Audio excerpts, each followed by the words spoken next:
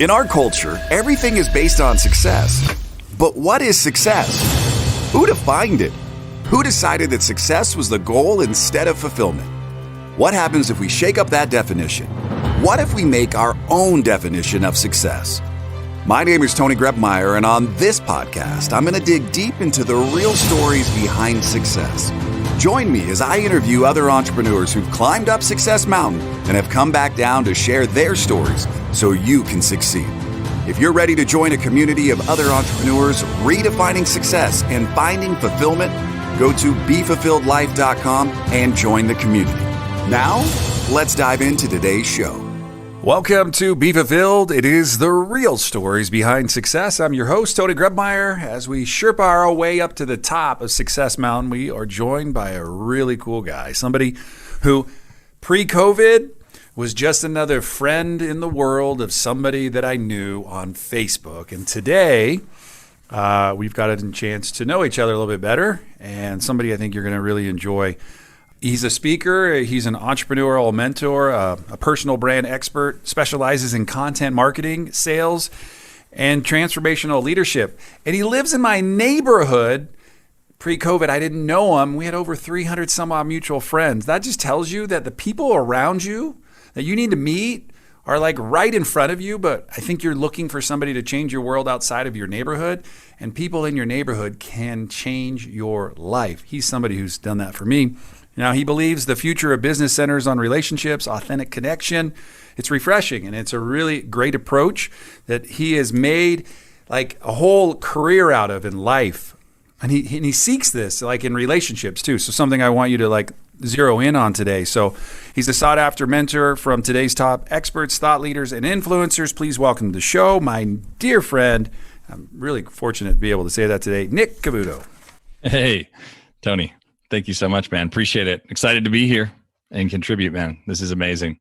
Well, the same question, no matter if you were my mother, my wife, or my neighbor, your definition of success, and then we'll journey up Success Mountain today. Yeah, man. So my definition of success really centers around the big idea of doing what you were created to do. I think each and every person who finds themselves on this planet, this inky blue dot, they all have a mandate from heaven, that they have a very divine appointment, they have a reason of why they're here. And that's what my life really centers around. And that's the big idea that I hold on to. So that's the deal. Do what you're created to do. Wow. So anybody listening right now, just do me a huge favor and just pause before you form an opinion, all right? Because, you know, I have this really simple philosophy about life. I don't talk about people, places, and things that come to religion, come to spirituality, come to politics, come to theories. Nick and I talk about all of that stuff. That's what's cool about Nick and I. We just walk and talk in the morning. We get up between 4 and like 6, and we just take like a 45-minute walk, no agenda other than, hey, man, let's just hang out and just get in some exercise. And it's really allowed me just to kind of stretch in some areas where I was kind of closed-minded, not necessarily from like wanting to get in confrontation, just more just to be open to. We're looking up at the constellations, and he's like, yeah, that's Venus. I'm like, that's Mars. And we're having a conversation. So I want to invite you to the conversation today, and don't prejudge, but just go on that journey. And hopefully you'll feel like you got a workout in, because we're just going to have a conversation today. I have zero, if you're watching the video, other than the kind of the brief bio that I ripped off. There's nothing that I have. He answered the one question. So what we're going to really talk about is, I want to know a little bit about your upbringing, because, you know, to talk about kind of like why you were created, that's not the normal answer I get, right? Most answers I get are something like time freedom, you know, like want to make a ton of money, but like I really want to be able to spend it with my family and da-da-da-da. So tell me a little bit about your upbringing to get us to this point today. Give me the Cliff Notes, Fast and Furious version, like we're making, you know, Diesel 10. Let me know that really quick, and then we'll rip from that. Yeah, man. So I was born into a family. We are from New York, and my father actually was a drug dealer until he was 30. So you can imagine kind of how the story started for me. Now, thankfully, before my first brother was born, my dad had traded in that lifestyle, and he actually became an entrepreneur. My grandfather owned 5 businesses. So my dad said, okay, I'm going to go ahead and part ways with, the kind of like the original entrepreneur. It's what I like to call in my dad's life. That's what it was. And when he was 13 years old, he, was hanging with friends who were older, and, they tried to have him take drugs and he was afraid to do it. So he just basically acted really funny, and they thought there was something, that obviously a reaction to the drugs. And, he basically ended up realizing if they kept giving these drugs to him, he could sell them and then make money. Dropped out of school in 8th grade and has an 8th grade education to this day. And, but the thing about my father that I realized that was really powerful was his level of perseverance to push through any situation, his ability to choose his family first. He traded in, running all my father's grandfather's businesses, making 6 figures in the early 90s to make $18,000 a year so he could come to our baseball games, and that to me is an extremely high level of integrity. So that's really the family unit that I grew up in. My father is an entrepreneur. My grandfather is an entrepreneur, over 100 years worth of entrepreneurship on my father's side. My mom is an entrepreneur still to this day. She has her own practice in the medical profession. And she went back to school when we were kids. And so I just really watched, 2 people trying to do their best with the cards that they had, and who also prioritize the things in life that I believe are really central. They had a solid foundation, with their belief systems. They had, stories that were really tough that they overcame, and they had belief systems that were really strong in what was possible for them. And so I shared the benefit of that. Cliff Notes version, last 60 seconds here that I'll go through. Went to college, failed out twice by 19. I was doing drugs and alcohol. Just really, my life was a mess. I didn't know what I wanted to do in life. Made a decision to give back and to just contribute and to help other people. And so I went in the nonprofit sector, and I ended up being part of a nonprofit that grew from 1,000 members to 10,000 plus members in 5 years. And I was really the central person who is on the leadership development side of that. A lot of opportunity, a lot of healing in my life in that season, in addition to event marketing. And that's where I got really, really good. I've hosted over 1,000 live events, and didn't realize how good I was at marketing until I went into the startup world. And so I've worked with 5 different startups, all of them growing by $5+ million in revenue from less than a year of me collaborating with them. And also was in Fortune 500. So I did Fortune 500, Microsoft, Pandora, Paychex. These are some of the brands that we collaborated with, and managed over $1 billion worth of products. So started an agency before I was 29 years old. I had generated over $1 million in income, and really did that in the last 3.5 years of that journey in my 20s. And I heard this principle, in your 20s, you'll learn, in your 30s, you'll earn. And to me, that was my training ground. And so it was really awesome, man. It was a lot of fun, learned a lot, and just feel really, really blessed now to be here today and to really just stand alongside entrepreneurs who are growing their business from, just getting started all the way up to, $3 to $5 million a year, whether they're coaching, consulting, creators, agency owners, wherever they're at. And that's where I'm at today. I really help unlock their message and their story so they can go give the greatest contribution to the planet that they can. So that's the heartbeat, man. A lot of stuff there.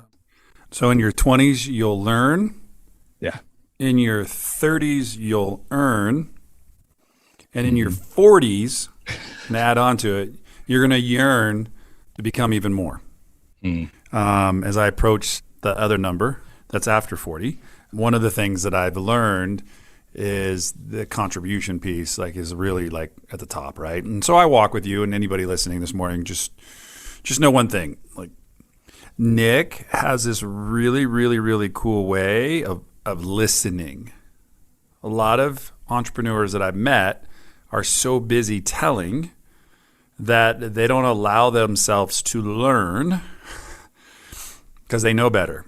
So what's cool about Nick, and what I've come to learn in a very short period of time, is he really does. He does want to. We did this video, Pastor Entrepreneurs, and that's what Nick really wants to do. He just really wants to take kind of his love for people and really help people to unlock their story. And so when we get up in the morning and walk, we're both in the truck going, I don't want to go outside. It's cold. And then we help each other to realize, yeah, but we can go outside and talk about the same conversation to actually get some exercise in.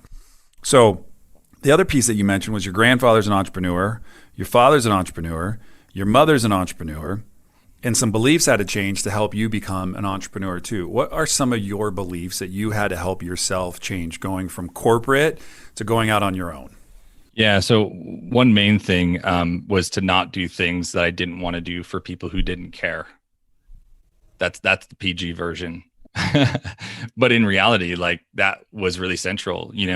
I do recall a time in my life of where I was told no, by someone who I looked up to, by somebody who I was ready to go and invest a lot of my time and go back to school and do all these different elements really in spiritual development. And I was told, no, you can't leave, and I'm not going to sign this piece of paper that you need in order for you to go. And so I kind of felt like someone put their sword in front of me and they're like, you're not going to leave here. And to me, that was the ultimate injustice. Like, you don't hold somebody back from what's possible for them. And that was a leader who I had in my life for 7 years who I really respected. And he was like, no, I want you here. And I'm like, I'm sorry, that's just not how this is going to go down. So one of my belief systems is really surrounding the big idea that, like, when there's a level of personal conviction, when your intuition tells you this is something that is right for you, you get that internal prompting, you have to follow it and you have to trust it. And I think that's a bit of a spark in your life that can happen that will really start a massive shift. So when I was told no, that's when things really started to shift for me. So that happened in multiple different ways, but the context where that started first in entrepreneurship was like, I have to chart my own journey. I have to chart my own boat, and I've got to just lean into it. So. All right. So now we know if we tell you no, you're going to fight us and go do what you want. So how did it go right away when you decided to go out and do your own thing? Well, I mean, I think I've learned a lot. That was 10 years ago. I think I've learned a lot since then. Wisdom waits, but also you cannot fight your intuition. It's one of those things where when your intuition tells you to do something, and again, it's like that gut feeling, right? It's that deeper feeling. It's not necessarily even logical. Some of the things are not logical, but there's a level of following what it tells you to do that I think most people end up losing really the ability to listen, because there's a level of rejection of that intuition where it's go give that person money, go do this thing. This is not a good relationship for you. I've heard it said in the business context, the minute that you need to fire someone, fire them. Because if you wait, typically they stay too long and they're earning just enough money to stick around and they're doing just enough work for you not to let them go. And that's not typically how we want to run our businesses, right? So the idea is like, you got to trust that inner knowing. And that's what I help a lot of entrepreneurs do, is they actually unlock the ability to grow inside of their business by listening to themselves. And what I'm really good at doing is being a mirror and testing their belief and testing their theory and testing really what it is that they want to do inside their business and mirroring it back to them. And then they all of a sudden have this big shift of belief. So I think all the answers are in you. That's the acres of diamonds. Meeting you, I mean, you live 20 houses down from me at the most on basically the same road. It's just when you look at the big idea around that, you just have to have a belief that says everything that I need, I already have. And that's probably the biggest lesson that I learned. No, I love that. And I want somebody, to get this today, right? This message is for you, right? This message is for that one person wondering, should they go for it, right? I can't tell you what to do. I can just inspire you to look in. Because within all of us, I don't think there's any bad person in this world. I just think there are people who get corrupted. I think we're all born with goodness in us, and I think it's the overwhelming goodness. Have you ever seen this illustration? I tell people all the time, it's like one of the greatest. How much you're loved is when you're born, you're like a pure glass of water. You can see completely through it. And little by little, the people we surround us with, slowly, like take a can of Coca-Cola or coffee, pour a little bit of that into us, and we're no longer the good person anymore. Where everybody else's beliefs and thoughts are contaminating ours, and the goodness that we had in us is long gone. But what I'm clear of is if we put a filter next to the container, we can get rid of the negatives, because that's all I did in my life. I did a lot of contamination. I did a lot of personal sabotage. And then one day I woke up and realized, well, if I did that, I can undo it, because I can actually get open and honest and raw with me. And you said it in just a second ago. It says, my job is just to be a mirror. So let's talk about the mirror from 2020 in Nick's life, that an agency, you said it, going great, then an agency kind of just explodes with, it's amazing. And then, we'll call it the pandemic happened, and then the agency collapsed. Yeah. Talk to me how you have helped yourself, because you have to put yourself on the box of Wheaties. You have to become the greatest champion for yourself in your life. And if you're not right now and you're listening, remember this: you have the ability to become the greatest champion in the world. You just have to believe that you were created for more than you're currently doing, and that you have the ability when you wake up in the morning to not hit snooze, but to get up and just go for it. Because guess what? You can stay comfortable. That's awesome. But eventually those comfortable jeans are going to rip, and then you're going to be butt ass naked, and you're going to be like, what the fuck just happened? That is what I know to be true. So I want to get uncomfortable with you, because I know you like to play that way. Yeah, dude. About your agency going well, pandemic happens, collapse. Yeah. So what I decided to do was in 2019, halfway through the year, I made a decision that I was going to shift out of my agency work. I knew that it was time. I knew deep down in my intuition, I knew it was time to do something different. So I made the decision to do something quite different and move into coaching. And so the first time that I launched a coaching program, I had never coached before. Sure, I was in spiritual leadership, but it's a totally different situation than business. But I had the spiritual arm and the business arm. And so I said, you know what, I'm just going to go for it, produce content, be very attractional in my content, and bring people in. So brought people in, 35 clients in 35 days in my coaching business. That was up, ripping and roaring. We had only my ideal clients, people I'd worked with for over 2 years in the agency. And then 2 days after COVID was announced, I lost over $500,000 in revenue in that 48-hour period. People froze. They weren't sure what was going to happen. They lost access to their clients and to their patients, et cetera. And I was left in a really hard spot of where I was like, I trusted myself, and now look where it's gotten me. I did have that one single moment of maybe that wasn't the right thing to do. And so just kind of being real and raw, man. The mirror was, to be in alignment with yourself and what you want to do, because the story didn't end there. It was just a chapter. So, things moved on. I felt really supported by people I was just meeting, like yourself and some other folks, where I was propped up through COVID, made it through just fine. And then you really stepped in. You helped so much around the business dynamics of restructuring and what I needed to do. And I was running from phone calls that I needed to answer, and the business got really out of control. We got really behind in that season. When you go from having a multi-6 and 7-figure business, and then you go to like nothing, lifestyle plus team and all these different things. I mean, it's really complicated. So yeah, we just kind of worked our way through that season, man. But I think in retrospect and looking back now, I'm looking at it going like, I'm just so grateful that I stood up and I actually asked for help. So many people do not ask for help, and they just kind of put their head in the sand and just cross their fingers and hold their breath. And that will catch up to you. It's like the longer that we delay facing the problems that we're afraid of, the bigger the problems, the bigger they actually get, and the more complicated they are to resolve. So, deal with your problems swiftly, quickly, relationally, financially, no matter what it is in your business. Hire slow, fire fast, But yeah, and looking in the rear view mirror, I'm grateful that I was supported through that season. And at the same time, I'm grateful that I trusted the process. I mean, we had a 6-figure launch in 5 days back in July, when you really helped me dial in some things around my coaching business and helped transfer the belief. That's one thing. A lot of entrepreneurs assume that there's a skill gap between where they are and where they want to be. And I'm definitely here to say that it's a belief gap. There may be some skills, and that may be why you hire a coach or a consultant for somebody to come into your business and help you. But the thing that I realized that I was missing was belief. I lost hope that it was possible to really turn this thing around. And it took someone like you to step into my world and say, no, it is possible. And I've been there. It's actually been a lot worse for me in the past. And I got you. Like, we're going to figure this out, and I'm going to stand with you, and we're going to solve it. And sure enough, like, that's been the story of the second half of 2020 is like, just going through it. So that's the big idea, man. There's one more little story in there, but. Well, we're going to take a quick break. We're talking to Nick Cavuoto today. One of the things that you need to know, if you're stuck, you feel unheard, you feel like everything that you're doing is just nobody's paying attention, it's time to wake up and get your own attention.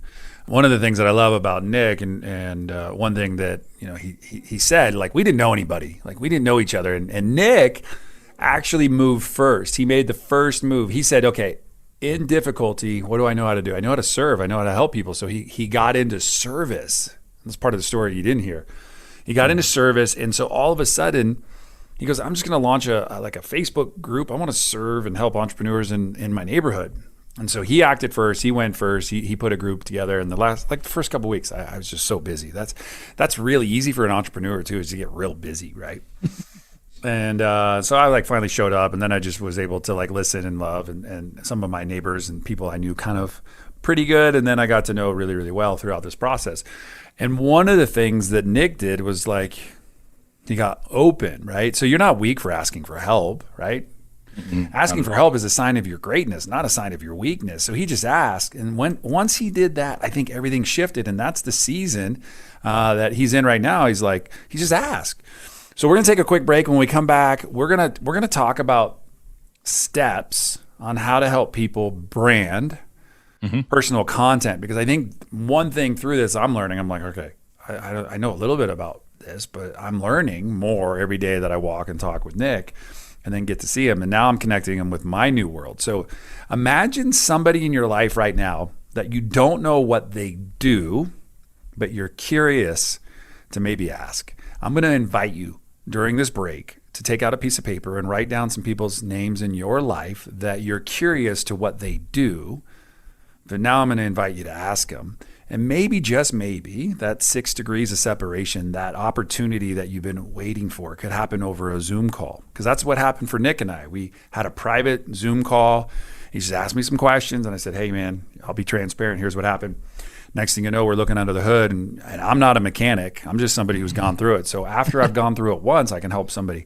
And Nick just came and showed up ready to learn. So when we come back from the break, I hope you are ready to learn that something Nick's going to teach today is going to help you to implement in your business and help you to break through and make the rest of the year and into next year the absolute best in your life. So stick around. We'll be right back on the Be Fulfilled podcast show. Are you ready to break the mold? You know, so many people seem stuck in society, but you're not one of them. If you were, you wouldn't be listening to this. And I know for a fact that right here, right now, inside you, there's greatness. And a great way to help bring that out is the 12-week journey to fulfillment. So head over to BeFulfilledJournal.com and use the coupon code podcast, and you'll get a special rate on us.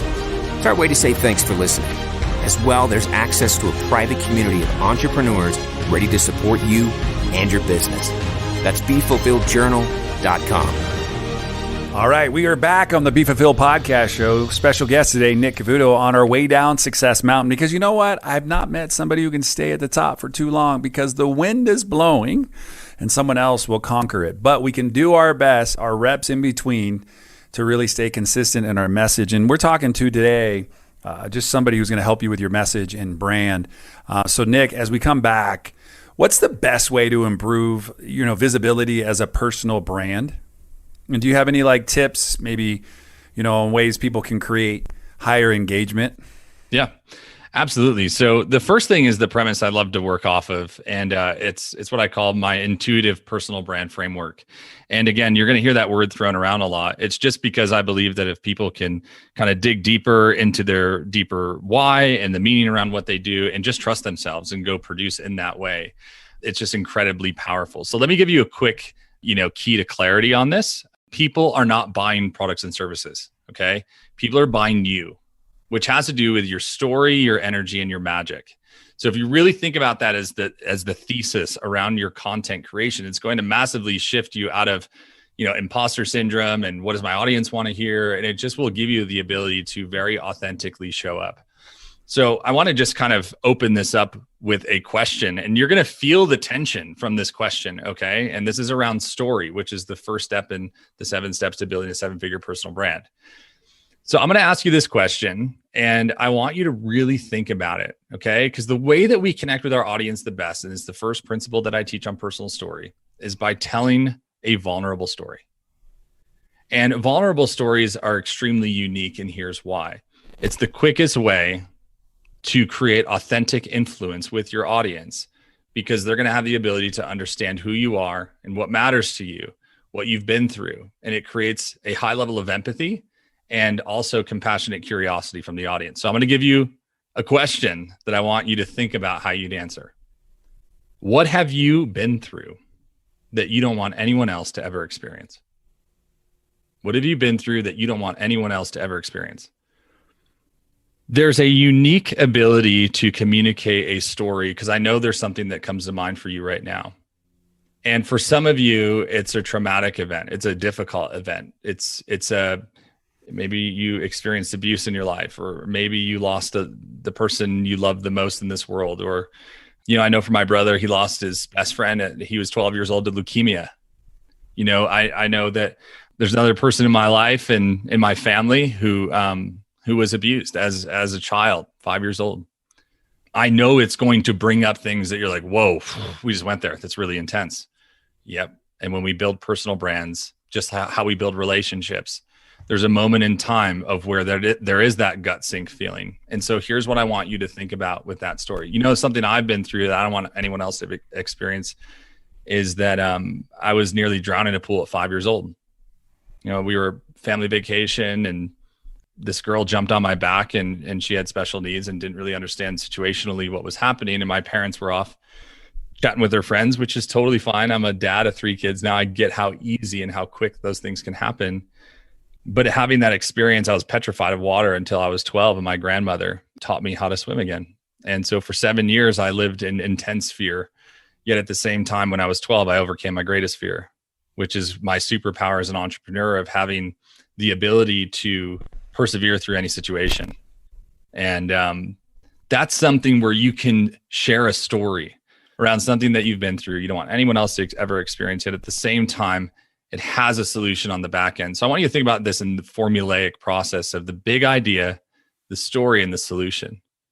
And you can see how I just framed that even as I was speaking through that story, the big idea, the story, the solution. So that's the thing. Like, if you really want to start getting higher engagement, higher connection, if you want to develop deeper relationships with the people who are your prospects and who you want to connect with and work with one day, scars are cool, but gushing wounds are disgusting. Okay. So don't air out your laundry to everybody. But if you tell a story that really compels someone on an emotive level that they can relate to, that they can actually feel, it will absolutely change the game for you. And that's the first step. I love that. And I love that you just gave a perfect example, right? And then you went to like one of your own, right? 5 years old, almost drowned. And for 7 years, you said, basically you're petrified. You were terrified of going, in the water. What happened at 12 that changed for you? So my grandmother's a war bride. She was a war bride from World War II from England. So her and my grandfather met while he was in the military, and they got married in England and came back here to the U.S. There were bombs going off while she's carrying her invalid grandmother, who was in her 80s at that time, from building to building.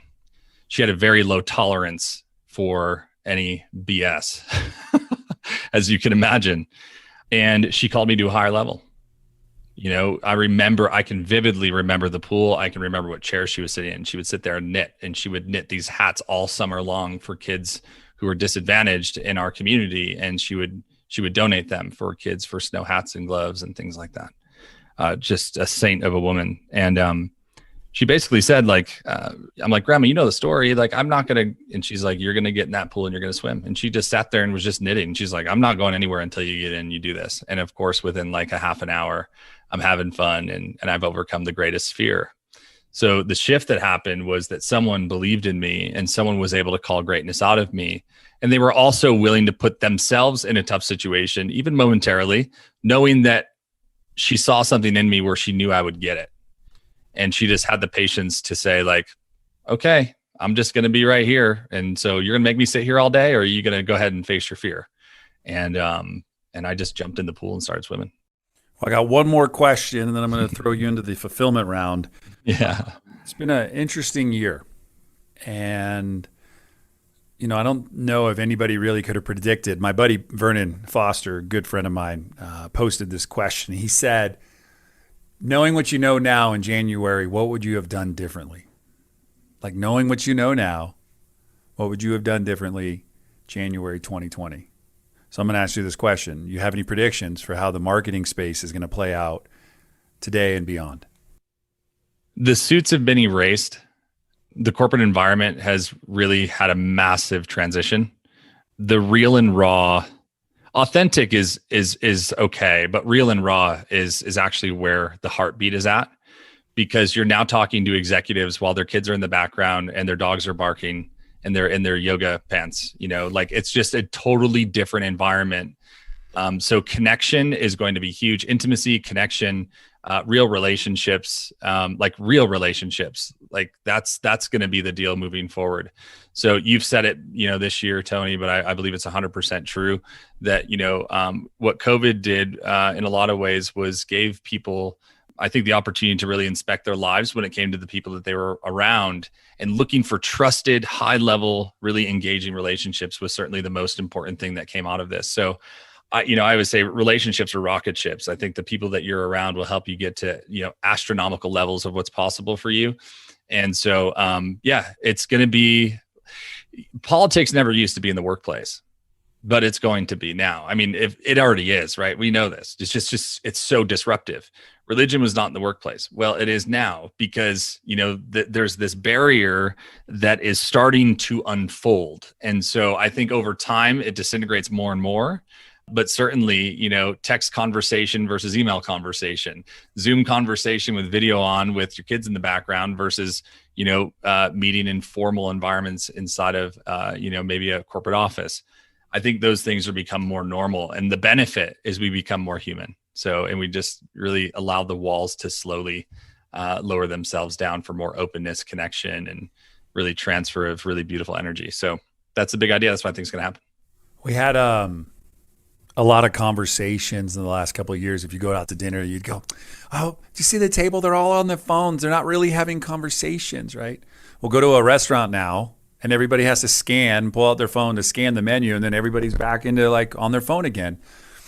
And it wasn't until I realized that I have to disconnect to get connected, right? And at the core of who you are, Nick, when you think about your life today, last question, then we'll jump into the fulfillment round. When you think of your life today, the day that we are recording this episode, is your life better or worse since the pandemic? Better. Awesome. All right, ladies and gentlemen, our special guest today, Nick Cavuoto, and we are going to jump into the fulfillment round. Nick, here's the deal. There's no fabulous prize. There's no extra Tesla for you to drive. There's no rights. There's no wrongs. There's no lies. You can just make it up, and no one's going to know the difference. But I do ask that you don't pass if the questions hit you emotionally and touch you in such a way. Just answer authentically, okay? Deal. Or raw and real, however you'd like to call it. Raw and real. All I need from you is I am ready. I am ready. And now it's time for the fulfillment round. No phoning friend, no using the Google machine, no digging into storage for the Encyclopedia Britannicas. And I promise Tony won't make you cry. And if you don't know the answer, just make it up. The fulfillment round brought to you by shipoffers.com for all your product and fulfillment needs. Now, Tony, you ready to ask some questions? Your kryptonite. Rejection. What happens when you face rejection? What do you normally go to? What depth in your mind do you instantly pull up as the thing you recall when you face rejection? I am not enough. You and your wife are out and about. No kids. The 3 kids are at home. They've got a babysitter. Uncle Tony's watching them. Where would you guys go to dinner? Sierra. It's one of our favorite spots. Say what? Yeah. That's like Amber and I go there all the time. I love that dude. place. What was the toughest thing besides, almost drowning at 5 that you have used as your compelling story to really help shape who you are as a human being today? What's a story you can go to? I have mine, right? That instantly basically get me to puff out my chest and go, I got this. I can do this. I think that I've done it before so many times. I've been able to overcome adversity so much. The one thing I think about though is, I never have had anxiety in my life or anything, but there was one moment where I did. And it was when I had a panic attack under my desk at the nonprofit I worked for, because people I felt like became the commodity of the organization. So for me, the injustice of elitism and abuse of power was really intense. So that's my, Nicholas means victory of the people, and Saint Nicholas rescued prostitutes. He didn't deliver Christmas presents. So that's where I come alive and going that's my identity, is to, change the narrative there. So yeah. I love that. Something about your wife you admire. She's the most loyal person I've ever met in my life. Well, you get a perfect opportunity now to share as you look into the camera. For the folks listening on the replay, this is one of the most difficult questions you get asked if you're a guest on the show, is now you get to answer like it's you and your wife and I, and the person listening is not here. So you get to tell your wife, thank you for being that person in your life. Ash, I appreciate you. Thank you so much for your belief, for your loyalty, for seeing me for who I am. I appreciate every single second from the moment that you wake up till you go to bed. And there's times where we don't always, see eye to eye on things. But, the one thing that we always know is that we have each other's back, and also we have each other's future. So living life with you is the best. So grateful for you and the future we're going to create together every single day. I like that. My wife and I were talking the other day after something happened in some exchange, and you said something to her, and we got off the phone. She's like, I just like that guy. He just listens so well, and he speaks just perfect. And I said, yeah, that's Nick. I get 45 minutes of it every single morning. When your alarm goes off in the morning, what's the first thing you think of? Be honest, be real, and don't lie. I think of you. Because I'm getting ready to go for a walk. I'm dead serious. I'm like, oh man, all right, time to go. Tony's going to be here in 15 minutes. That's what I always think of. Is it difficult for you to get out of bed when it's, dawn's crack, when it's like definitely cold? 0%, man. I feel on mission when I know that, like, when I have accountability in my life, I perform at a ridiculous level. We were talking about that this morning, right? Yeah. You need that. Why do you think you need that extra push? I think that's why I believe in coaching so much, and why I do it is because I need it so bad. And when I see the level of people who invest into me, I'm like, man, well, I got to invest that into somebody else. Like, I like to be a conduit between people, a connection between people. And that happens also in a vertical aspect of, really my basis around, the divine and higher calling and all of those things. So it's like, it's kind of the way it works for me. And so, yeah, I think I need it because I think that I believe that humans always rise to the level that they're called to, that we're always willing to do more for other people than we are for ourselves. That is a condition of human behavior, like scientifically.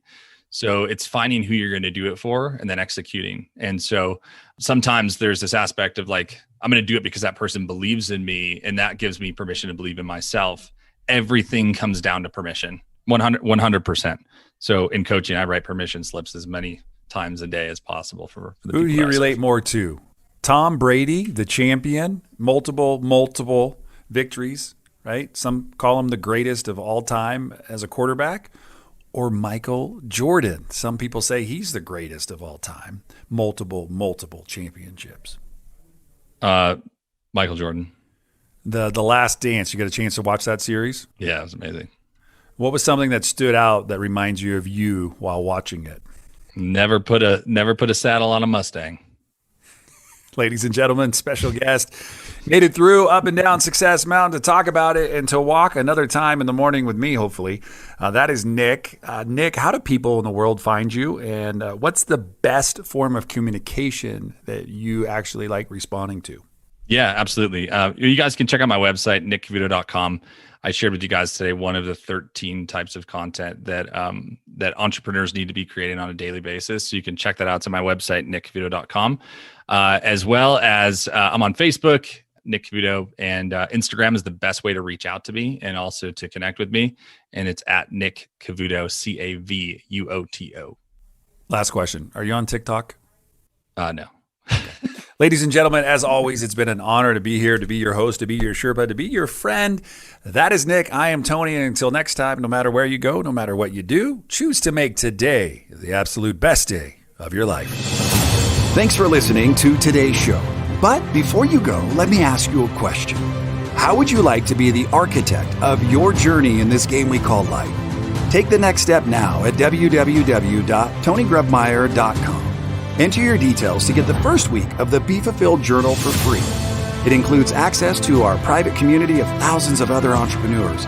It'll give you more clarity and freedom in your day, and it might just change your life forever.